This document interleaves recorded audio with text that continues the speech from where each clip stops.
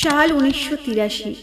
সমুদ্রের ঠিক মাঝখানে নৌকো থেকে কয়েকজন ডুবুরি সমুদ্রে ঝাঁপ দিল। তারা সমুদ্রের নিচে কিছু একটা খুঁজতে যাচ্ছিল। সমুদ্রের ঠিক কিছু মাইল নিচে সেই ডুবুরিরা এমন কিছু পায় যেটা গোটা বিশ্বকে চমকে দিয়েছিল। একটা বিশাল শহর দেখে এমন মনে হচ্ছিল যে আজকের সময়ের কোনো শহর যেন সমুদ্রের নিচে বাস করছে। উঁচু উঁচু দেওয়াল, রাস্তা, মূর্তি, মহল, যেন একটা সুপরিকল্পিত শহর। সমুদ্রের নিচে এরকম শহর দেখে ডুবুরিরা অবাক হয়ে যায়। পাথরের নমুনা নিয়ে পরীক্ষা করায় জানা যায় যে এই শহরটি মহাভারতের সময় তৈরি হওয়া একটি শহর, এবং এটি এমন একটি শহর যার নাম মহাভারতেও উল্লেখ আছে। এটি শ্রীকৃষ্ণের দ্বারকা নগরীর কাহিনী। ভগবান বিষ্ণুজির 4টি ধামের মধ্যে একটি হলো এই দ্বারকা। গুজরাটের জামনগর শহরে আরব সাগরের তীরে তৈরি হওয়া একটি ছোট্ট শহর, যেখানে লক্ষ লক্ষ কৃষ্ণ ভক্ত প্রভুর একবার দর্শনের জন্য আসেন। ভগবত পুরাণের 10ম অধ্যায় অনুযায়ী শ্রীকৃষ্ণ কংসকে বধ করার পর পুরো যাদব বংশের সাথে মথুরায় থাকতে শুরু করেন। কংসর মৃত্যুতে রেগে গিয়ে তার শ্বশুর জরাসন্ধ মথুরার ওপর হামলা করে। একটার পর একটা হামলা হতে থাকে। এইভাবে জরাসন্ধ 17 বার মথুরার ওপর হামলা করে বসে। বারবার আক্রমণের ফলে শ্রীকৃষ্ণ মথুরা ছেড়ে অন্য কোথাও থাকার জন্য সিদ্ধান্ত নেন। উনি সমুদ্রের ওপর একটি বিশাল শহর বানানোর আদেশ দেন, কিন্তু সমুদ্রদেবের অনুমতি ছাড়া নির্মাণ সহজ ছিল না। তখন শ্রীকৃষ্ণ সমুদ্রদেবের আরাধনা করতে থাকেন এবং সমুদ্রদেব তুষ্ট হয়ে সমুদ্রের মাঝখানে 12 যোজন জমি প্রদান করেন। এই জমিতেই ভগবান বিশ্বকর্মা দ্বারকার নির্মাণ করেন। দ্বারকা এমন একটি সুপরিকল্পিত শহর ছিল যা আজকালকার যে কোনো শহরের সাথে অনায়াসে টেক্কা দিতে পারে। রাস্তা, সোনার প্রাসাদ, বড় বড় দরজা, বাগান, পুকুর, সব কিছু একটি সুন্দর স্থাপনার সাথে তৈরি করা হয়েছিল। শহরের ঠিক মাঝখানে ছিল শ্রীকৃষ্ণের প্রাসাদ, যেটা এই শহরের সবচেয়ে সুন্দর স্থাপনা ছিল। যখন এই শহর পুরোপুরি তৈরি হয়ে যায়, তখন শ্রীকৃষ্ণ পুরো যাদব বংশকে মথুরা থেকে দ্বারকায় নিয়ে আসেন। এরপর তিনি মথুরায় গিয়ে জরাসন্ধ আর কালাভানের সাথে যুদ্ধ করেন। যুদ্ধে জয়ী হয়ে শ্রীকৃষ্ণ দ্বারকা নগরীতে ফিরে আসেন এবং নিজের পরিবারের সাথে থাকতে লাগলেন। কিন্তু যেমন এই দুনিয়ায় জন্ম নেওয়া যে কোনো প্রাণী সুখ আর দুঃখের মাঝখানে বাধা থাকে, ঠিক তেমনি শ্রীকৃষ্ণ এই চক্রের একটি অংশ ছিলেন। কিছু সময় পর পাণ্ডব আর কৌরবদের মধ্যে মহাভারতের যুদ্ধ শুরু হয়, যেখানে শ্রীকৃষ্ণ অর্জুনের সাথী হয়ে একটি গুরুত্বপূর্ণ চরিত্রে ছিলেন। 18 দিন ধরে এই বিশাল যুদ্ধ চলেছিল, আর যেখানে পাণ্ডবরা শেষ পর্যন্ত জয়লাভ করে। মহাভারতের স্ত্রী পর্ব অনুযায়ী যখন গান্ধারী তার ছেলেদের মৃত শরীর দেখেন, তখন তিনি শ্রীকৃষ্ণকে এই যুদ্ধের জন্য দোষী সাব্যস্ত করেন এবং তিনি রাগের বশে শ্রীকৃষ্ণকে অভিশাপ দেন। যেমন তাদের বংশ অর্থাৎ কুরু বংশ নিজেদের মধ্যে যুদ্ধ করে শেষ হয়ে গেছে, ঠিক সেইভাবে 36 বছর পরে শ্রীকৃষ্ণর বংশ ধ্বংস হয়ে যাবে। শ্রীকৃষ্ণ জানতেন যে তাদের বংশ নিজেদের মধ্যে যুদ্ধ করেই শেষ হবে, তাই তিনি এই শাপ স্বীকার করে নেন মাথা পেতে। কিন্তু মাতা গান্ধারীর অভিশাপ ছাড়াও আরেকটি শাপ ছিল, যেটি যাদব বংশের ধ্বংসের মূল কারণ হিসেবেও ধরা হয়। দ্বারকার কাছে একটি পবিত্র স্থান ছিল পিণ্ডার্ক নামে। সেখানে কিছু সাধু থাকতেন। তাদের দেখে শ্রীকৃষ্ণের পুত্র শাম্ব এবং তার বন্ধুরা ঋষিমুনিদের সাথে একদিন মজা করার পরিকল্পনা করেন। শাম্ব একটি গর্ভবতী মহিলার রূপ নিয়ে ঋষিদের কাছে যান এবং তার বাচ্চার সম্বন্ধে জিজ্ঞাসা করেন। ঋষি তাকে মজা করায়, ছেলেদের অভিশাপ দেয় যে শাম্ব একটি লোহার মস্তক জন্ম দেবে, যা যাদব বংশের ধ্বংসের কারণ হবে। সাথে সাথে শাম্বর কাপড়ের তলায় ছেলেরা সেই মস্তক দেখতে পায়। শ্রীকৃষ্ণের দাদু রাজা উগ্রসেনের কাছে যখন এই খবর যায়, তখন তিনি ওই মস্তকটি টুকরো টুকরো করে সমুদ্রে ফেলে দেওয়ার অনুমতি দেন। ওই টুকরো একটি মাছ খেয়ে ফেলে। মাছটি জালে ধরা পড়লে তার পেটে সেই টুকরোটি দেখা যায়।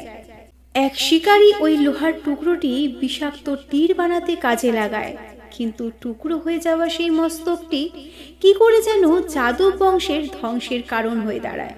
এইভাবে ঠিক 36 সাল অতিক্রম হয়ে গেল, আর মাতা গান্ধারীর অভিশাপও সফল হবার সময় এসে গেছিল। যাদব বংশ তখন জুয়ার নেশা আর মদের নেশায় ডুবে গিয়েছিল। ধীরে ধীরে তারা একে অপরের সাথে যুদ্ধ করা শুরু করলো। শ্রীকৃষ্ণের ছেলেরাও নিজেদের মধ্যে যুদ্ধ শুরু করে দেয়। একে একে পুরো বংশ ধ্বংস হয়ে যায়, আর বলরামজিও পৃথিবী ত্যাগ করে চলে যান। শ্রীকৃষ্ণ এরকম দেখার পরে কষ্টে পাশেই একটি অশ্বত্থ গাছের তলায় বসে যান। ঠিক সেই সময় জরা নামের একটি শিকারী তাকে হরিণ ভেবে তার উপর তীর চালিয়ে দেন। ইনি সেই শিকারী যিনি মাছের পেট থেকে বের হওয়া সেই লোহার টুকরো দিয়ে তীর বানিয়েছিলেন। সেই বিষাক্ত তীর শ্রীকৃষ্ণর পায়ে গিয়ে বিঁধে যায়। আর এইভাবেই শ্রীকৃষ্ণ ইহলোক ছেড়ে নিজের ধামে চলে যান। যখন অর্জুনের কাছে এই খবর যায়, তখন তিনি দৌড়ে দৌড়ে দ্বারকায় পৌঁছান। সেখানে দ্বারকার দৃশ্য দেখে অর্জুনের হৃদয় কেঁপে উঠেছিল। পুরো দ্বারকায় যেন আগুন জ্বলছিল, কিন্তু অর্জুন নিজেকে সামলে নেয় এবং শ্রীকৃষ্ণকে দেওয়া প্রতিশ্রুতি মতো সেখান থেকে সব মহিলা ও বাচ্চাদের নিরাপদে বের করে আনেন। খালি হওয়ার পর দ্বারকা নগরী চোখের নিমিষে সমুদ্রের ভেতর তলিয়ে যায়। শ্রীকৃষ্ণর এই দ্বারকা চিরদিনের জন্য আরব সাগরের তলায় কোথায় যেন হারিয়ে যায়। বর্তমানে দ্বারকাকে দুটি অংশে ভাগ করা হয়, দ্বারকা আর বেট দ্বারকা। দ্বারকা সমুদ্রের ধারে তৈরি হওয়া একটি শহর, আর বেট দ্বারকা সমুদ্রের মাঝখানে তৈরি হওয়া একটি দ্বীপ। বহু বছর ধরে পুরাণে বর্ণিত হওয়া দ্বারকার কাহিনী একটি মিথ্যে ও কাল্পনিক বলে দাবি করা হয়। বহু খোঁজার পরেও এমন কোনো কিছু পাওয়া যাচ্ছিল না যা থেকে পুরাণে বর্ণিত এই সুন্দর শহরের অস্তিত্বকে প্রমাণ করা যায়। এরপর 1930-এ খোঁজ শুরু হয় এবং বেট দ্বারকার অনেক প্রমাণ পাওয়া যায়। 1963-তে প্রথম প্রত্নতাত্ত্বিক জরিপ শুরু হয় এবং অনেক প্রত্নবস্তু এবং মূর্তি সামগ্রী পাওয়া যায় সেখান থেকে। এই খোঁজ থেকে এটা সামনে আসে যে শ্রীকৃষ্ণ দ্বারকা থেকে তার রাজ্যের সমস্ত প্রশাসনিক কাজকর্মের খেয়াল রাখতেন এবং বেট দ্বারকাতে নিজের পরিবারের সাথে থাকতেন। এরপর 1983 থেকে 1990-এর মধ্যে একজন প্রত্নতত্ত্ববিদ ডাক্তার SR রাও আর তার টিম জলের তলায় এই মিশনকে সম্পূর্ণ করতে এগিয়ে আসেন। বহুদিন জলের তলায় খোঁজার পর তাদের হাতে একটি বহু প্রাচীন নগরীর অবশিষ্টাংশ মেলে। সেই নগরের ভিত, মূর্তি, দেওয়াল, সেচ ব্যবস্থা এবং আরো অনেক কিছু। কিন্তু এর থেকে কি করে আন্দাজ করা যায় যে সমুদ্র পৃষ্ঠের বহু নিচে পাওয়া যাওয়া এই ধ্বংসাবশেষ শ্রী ভগবান কৃষ্ণের নগরী দ্বারকার? এটি প্রমাণ করার জন্য উদ্ধার হওয়া পাথরের কার্বন ডেটিং করা হয়।